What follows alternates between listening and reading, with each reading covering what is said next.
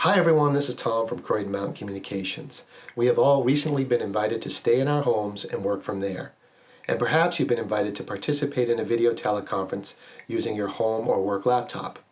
I wanted to share some video tips to improve your image and sound while taking part in sharing your images from home. This is not a tutorial on how to use Zoom, Skype, WebEx, or other teleconferencing software, but instead is a short series of tips to enhance your look and sound on screen. Let's take a look. Now, many of you have seen a headshot just like this, and there are a lot of places it can be improved. But before we do any of that, let's check our preferences to set our mic level and our camera hardware.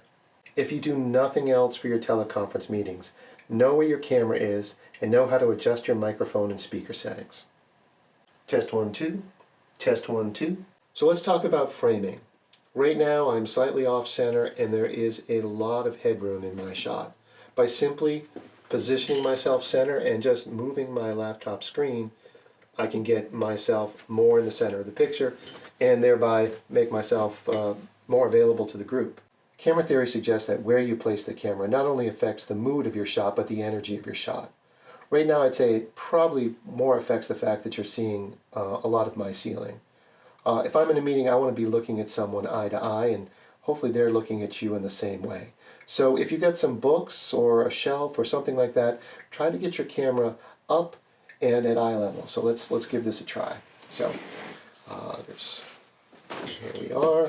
We'll deal with that window later. And now I'm looking at you hopefully the same way you'd be looking at me. And that's the first step in getting your camera positioned at the right height. You'll probably notice there's a lot of light coming from the window behind me. One of the things I could have done in setting this up, depending on what's in my background, is to use that window as my main source of light. That is, kind of switch the room around.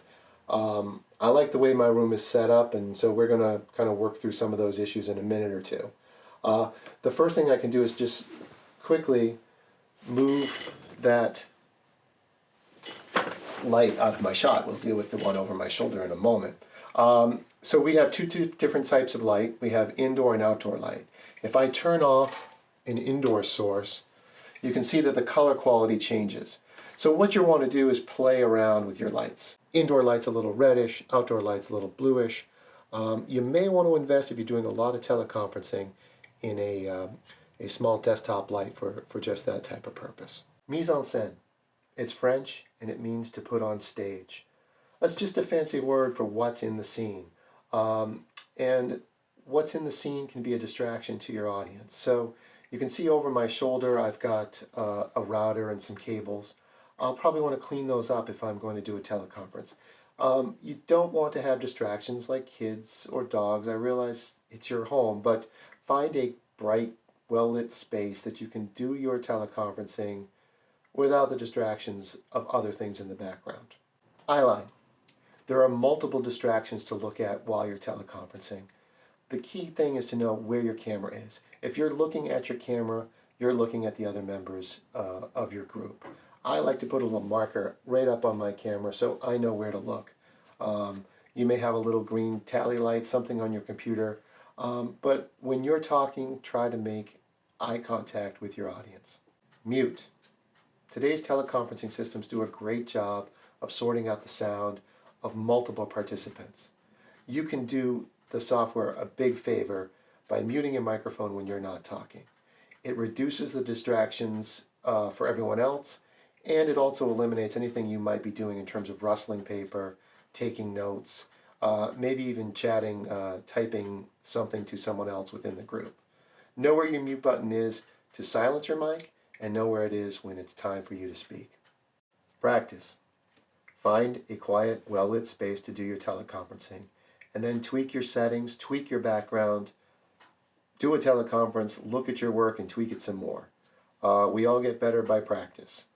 So experiment with where you put your laptop, experiment with your microphone, maybe add some lights that you can purchase online, maybe an external microphone. If you're going to do a lot of teleconferencing in the next few weeks, why not practice and get some feedback from your own performances or that of others?